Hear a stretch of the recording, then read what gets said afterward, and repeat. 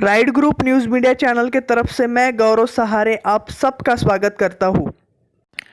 आज हम आपकी मुलाकात एडवोकेट श्री अभिजीत गोविंदराव वंजारी सर से कराएंगे, जो पदवीधर मतदार संघ 2020 के चुनाव कांग्रेस पार्टी के तरफ से लड़ रहे हैं।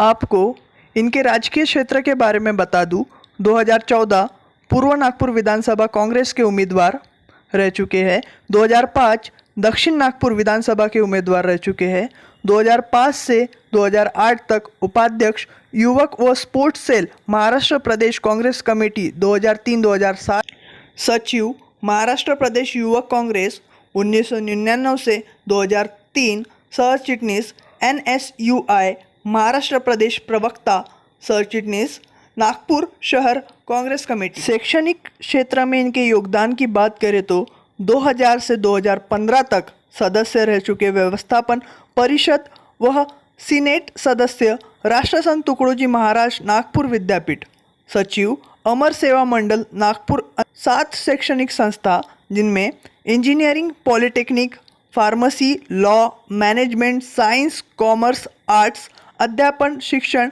व औद्योगिक प्रशिक्षण के काम इन्होंने किए। सहकार्य क्षेत्र की बात करें तो यह अध्यक्ष है गोविंद अर्बन कॉर्पोरेट सोसाइटी मर्यादित नागपुर के। सामाजिक क्षेत्र की बात करें तो ये सचिव है गोविंदराव वंजारी फाउंडेशन के। अब देर न करते हुए मैं आपकी मुलाकात कराता हूँ एडवोकेट श्री अभिजीत गोविंदराव वंजारी जी से। अपने राज्य के पदवीधर मतदार संघ के विधान परिषद के नागपुर विभाग के चुनाव अभी जुलाई में होने वाले थे, लेकिन ये कोविड-19 के कारण ये चुनाव थोड़ा सा पोस्टपोन हो गया, ऐसा सुनने में आया।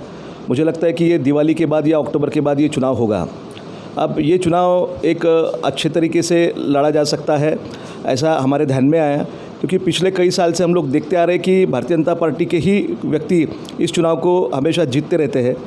कांग्रेस में पिछले बार डॉक्टर बबनराव तायवाड़े सर थे, बीएसपी के डॉक्टर किशोर गजबे साहब थे, जो कि रिटायर्ड IAS ऑफिसर है। उन्होंने एक अच्छी फाइट दी, लेकिन उनको यश नहीं मिला। अभी ये अक्टूबर के बाद में जब ये प्रोग्राम शुरू हुआ पदवीधर मतदार संघ का, तो डॉक्टर तायवाड़े सर और किशोर गजबे साहब दोनों ने मुझे ये बोला कि अभी हम लोग ये चुनाव नहीं लड़ रहे हैं, तो अभिजीत तूने ये चुनाव लड़ना चाहिए करके। फिर हमने हमारे पार्टी के आला कमान से बात की और उन्होंने भी हामी भर दी और उन्होंने मेरा उम्मीदवारी डिक्लेयर की। मैं समझता हूँ कि ये चुनाव में पिछले बार जो मतदार यादी थी 2014 तक, वो पूरी ख़त्म हो गई है। नए तरीके से, नए सिरे से पूरी मतदार यादी बन रही है। 1 नवंबर से हम लोगों ने भी ये कार्यक्रम शुरू किया और अपने नागपुर विभाग के 6 जिलों में, फिर गढ़चिरौली हो, चंद्रपुर हो, वर्धा हो, नागपुर हो, भंडारा, गोंदिया, ऐसे 6 जिलों के 36 विधानसभा मतदार संघ, 7 लोकसभा और 63 तालुका का ये चुनाव है। हर जिले में, हर गांव में कहीं ना कहीं ग्रेजुएट होते हैं। नए पीढ़ी में खासकर हर घर में अपने को ग्रेजुएट मिलते हैं। तो मेरा यही आह्वान रहेगा कि इस चुनाव को भी हमने सीरियसली लेना चाहिए और MLC के इस चुनाव को भी मतदान करके, हमने रजिस्ट्रेशन करके इस चुनाव में हमने सहभागी होना चाहिए, ऐसा मैं आह्वान करता हूँ। मुझे पूरी उम्मीद है कि आने वाले चुनाव में हम लोग इस बार जीतेंगे। सर, लोगों को किस तरीके से जागरूक किया जाए पदवीधर मतदार संघ में मतदान करने के लिए और रजिस्ट्रेशन करने के लिए? जैसे मैंने आपको बताया कि ये बहुत बड़ा चुनाव है, 6 जिलों का चुनाव है, तो इसमें अवेयरनेस अभी जैसे सोशल मीडिया बहुत हावी हो गया है।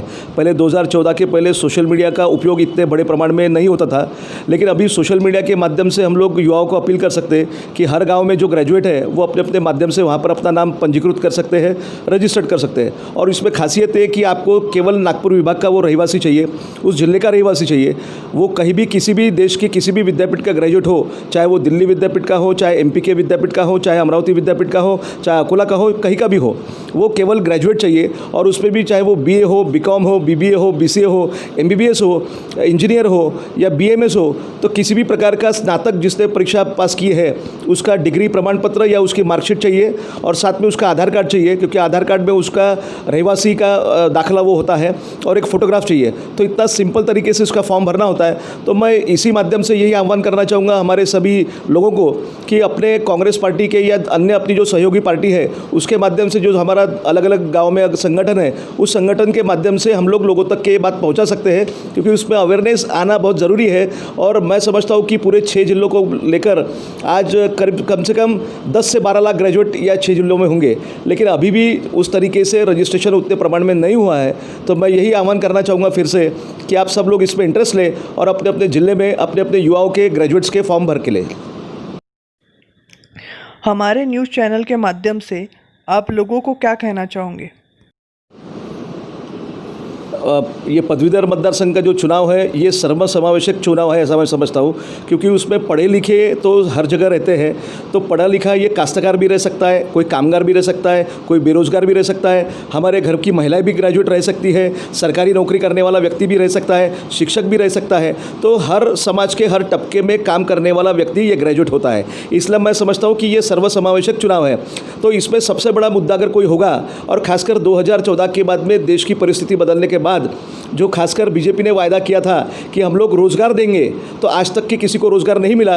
उल्टा नोटबंदी के चलते और कोरोना के चलते बड़े प्रमाण में लोग बेरोजगार हो गए हैं। अभी कोरोना के बाद में तो ऐसी स्थिति है कि बहुत सारे इंडस्ट्री में या छोटे मोटे काम करने वाले व्यक्ति ये सब रास्ते पर आ गए हैं, इनको काम करने के लिए कोई मौका नहीं मिला या रोजगार चला गया है। तो कहीं ना कहीं इस क्षेत्र के माध्यम से या विधान परिषद के माध्यम से आज तक ऐसा नहीं हुआ कि इस विधान परिषद से चुन के जाने वाला आमदार या व्यक्ति इन्होंने कभी भी रोजगार को लेकर बात कही होंगी। तो मैं चाहता हूं कि मैं अगर चुन के आ गया तो निश्चित रूप से युवाओं के रोजगार के लिए मैं काम करूंगा, और 6 जिलों के पूरे जितने भी बेरोजगार हैं इनके लिए काम करना ये मेरी एक प्राथमिकता रहेगी।